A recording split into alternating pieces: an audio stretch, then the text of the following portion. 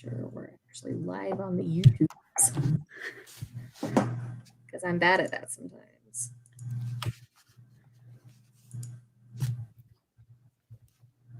Yeah, we're there. Perfect. Yay. Okay.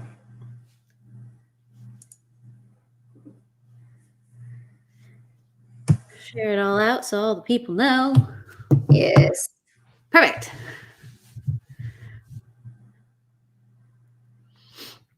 Had to message Lindsay because she forgets sometimes that we do this. So I want to make sure Lindsay's here. And it's Lindsay. Hi! I had to make sure. Because Lindsay tends to buddy read these with us because Lindsay and I are constantly buddy reading. If you ever want to join us, by the way, April, let me know. I'll let you know what we're reading to see if it interests you. Okay. All right. So, oh, look. Hey, it's the super roommate. We love to see it. Anyways, so let's go ahead and talk about our January pick. We were bad at promoting this pick, so there might not be anybody else here, but that's okay. So this month we read The Glass Queen by Gena Showalter. This is the second book in her fairy tale series. I don't know. Yeah. I don't know that the series has a name. It's just the sequel to The Evil Queen, which we did read last year for the book club. And they call it a sequel. Yeah. So I'm not sure if the series has a name or just it's the sequel and that's all they're going to tell. And that's fine if that's the case, in my opinion. So in this book, we're basically kind of getting a different take on the previous plot, in my opinion. It just... I don't know how to put my feelings into words. How about you go first? Okay, so the first book, The Evil Queen, we got Enchantia, which is the name of this place. We got the perspective of Enchantia from somebody kind of like us. They came from our world and they got thrown into this really bizarre world where everybody's destinies are determined by fairy tales. So when they're born, they get all of these stories. And so here we're actually starting in Enchantia, and we've got people who are native to the town or city or place, whatever you want to call it. Kingdom. We'll call it yes. A kingdom because it's fantasy. Yeah. So it's mainly about Ashley, who's prophesied to have a cinder-like life. And you never know how all of that's going to play out. But she's also considered the glass princess because she has a heart condition. Mm-hmm. And I think I enjoyed this book more than I enjoyed the first one, at least from what I remember of the first one, because Ashley has the perspective and the life of the people who are native to this place.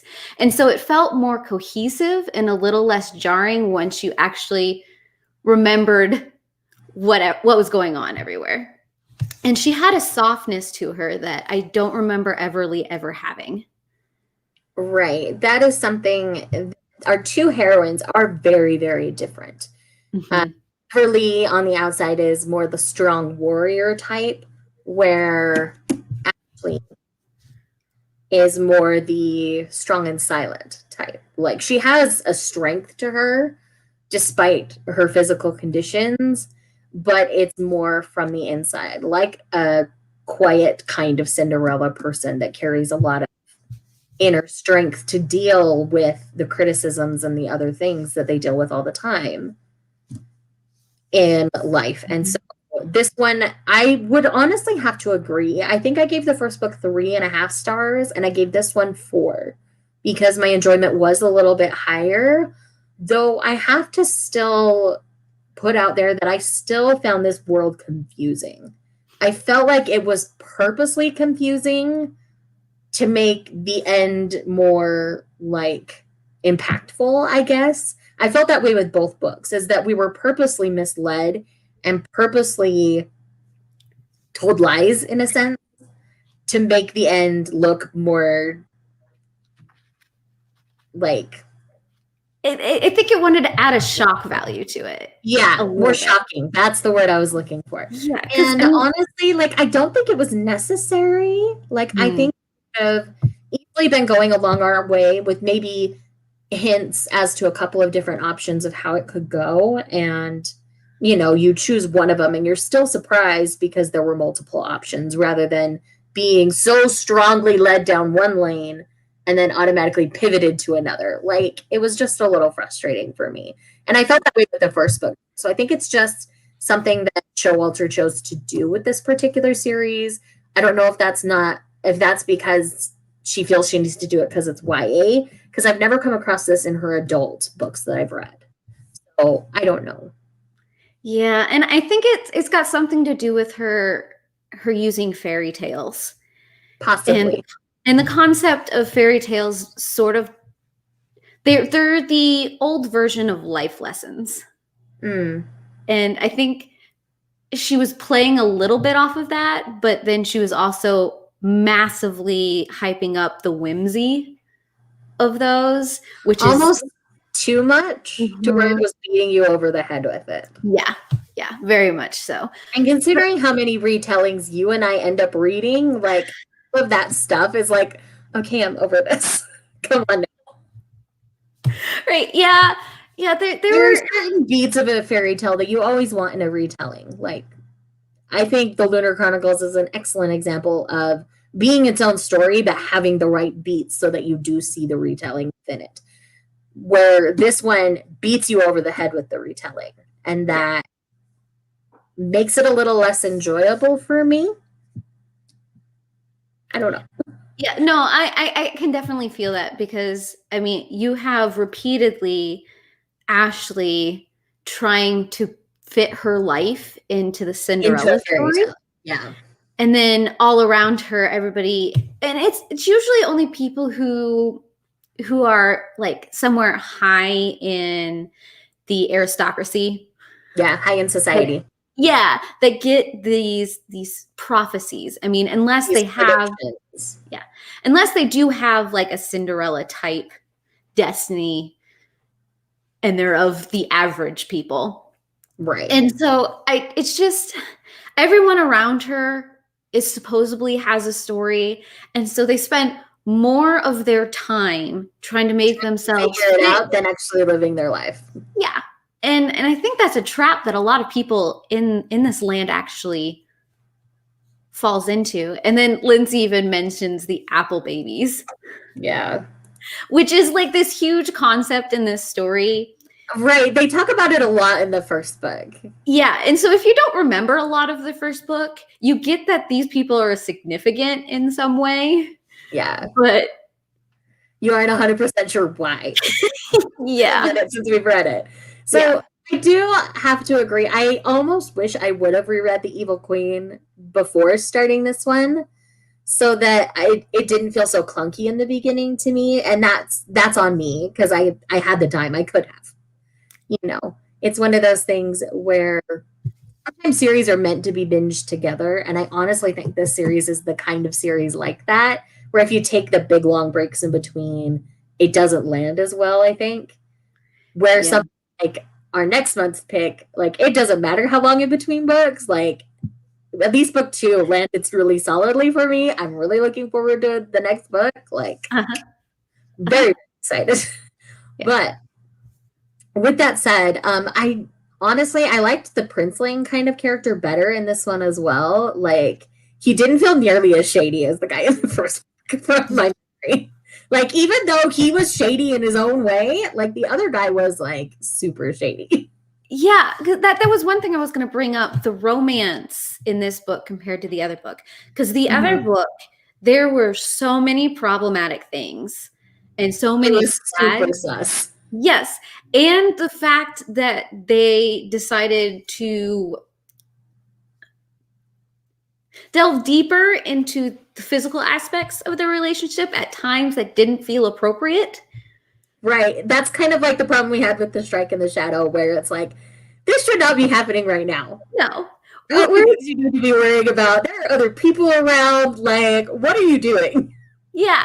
Whereas this one, in this book, the relationship with like Ashley and Sax, it started out very uncomfortably, but it actually progressed and it grew in a way that you actually like a realistic relationship. Yeah. And then it took that next step at a time that made sense. It was appropriate. Mm-hmm. Mm-hmm. Appropriate amount of time, appropriate setting. It felt correct. It felt appropriate. Like, that's the only word I have for it right now, because apparently my brain is mush. It's okay. It's Sunday. But anyways, it's Sunday. My viewers know that my brain just goes to mush sometimes, and we're fine.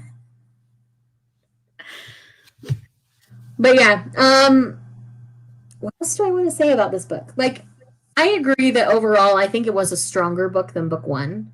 Mm-hmm. I felt book one tried way too hard. This one did back off on that, but I do think some parts of it are still really heavy-handed. Right.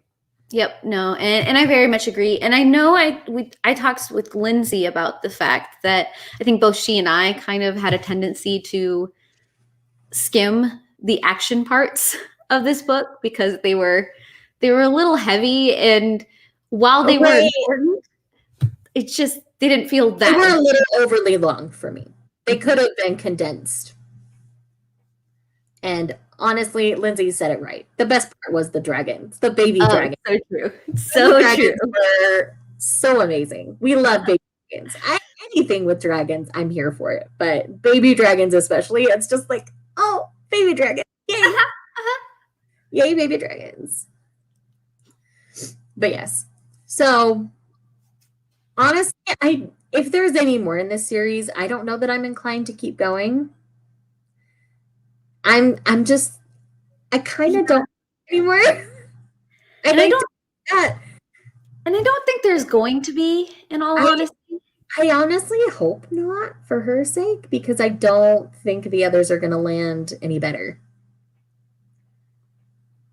Like, I know he's done like an Alice in Wonderland series, but I've never had any interest in it. I know it deals with zombies. Oh, yep. No, I haven't picked that one up either. Yeah, not a big zombie person. I'm not either. So it's just not. But that's why I was really excited about this one, because I've read her other adult series. I've read all 15 books in that series and love it. But these ones just didn't land as well. I think she should stay in the adult lane. I don't know. Maybe that's just because I enjoy those more than I enjoy these. Well, I think she's found the right groove with her adult. I agree. I adult books. Agree with that. And I feel like she's still kind of searching. Yeah. And making some not necessarily bad, but maybe indie pub them and like put them for free on KU or something. Like, right.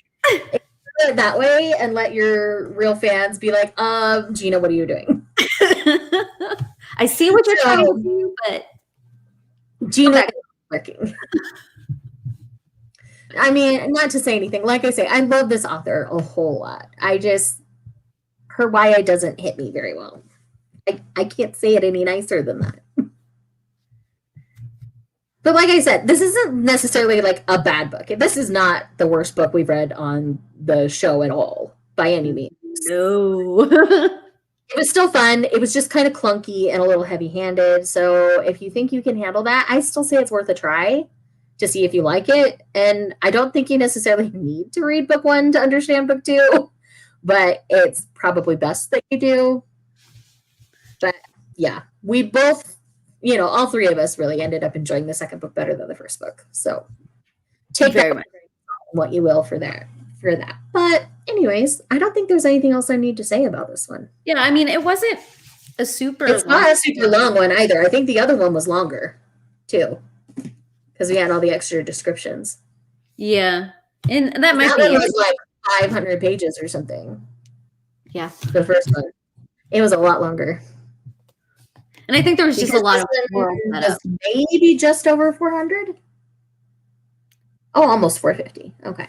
So it was still like 50 to 100 pages less than the previous book. But I wish the dragon babies had hatched earlier and we had more time with them. That's about it. I do wish they had like a bigger part. Agreed. In the whole book. Yes. So, do you want to talk about our February pick? I mean, I've already alluded to it, and we'll be on your channel next month. So, I'm so excited. We have been waiting for this book for So so long. long. I mean, a year, but still so long. It feels like longer. Okay. 2020 was 2020. Yeah, so this is book 3 in her Cursebreaker series. A Vow So Bold and Deadly. This is by Bridget. I can never say her last name. Kemmerer. See, it's the double Kemmerer. Yeah. So we've done both of the first books in this series for our book club. So we're like, we have to do this last one. Yes. And we're so excited. The first one is a Beauty and the Beast retelling. I don't know that the second book is necessarily a retelling of anything that I can pinpoint, at least. And yeah, I don't think there's a fairy tale attached to this third one.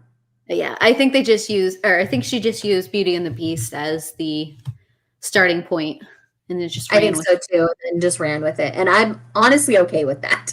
Mm-hmm. It's been such a fantastic series. I'm so excited. I mean, I can sit here and spend 10 minutes talking about how excited I am, but I'm not going to be. But yes, it's fun to be back. It's fun to be doing this again. Sorry, our first pick wasn't the best pick, but it wasn't the worst pick either. It's true. And we'll have lots to say next month. So if you have not read the Cursebreakers trilogy yet, you still have time. These books fly. They're so easily consumable. Like, very much.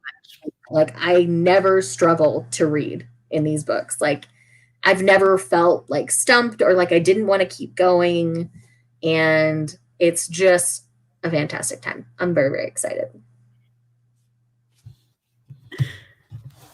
All right.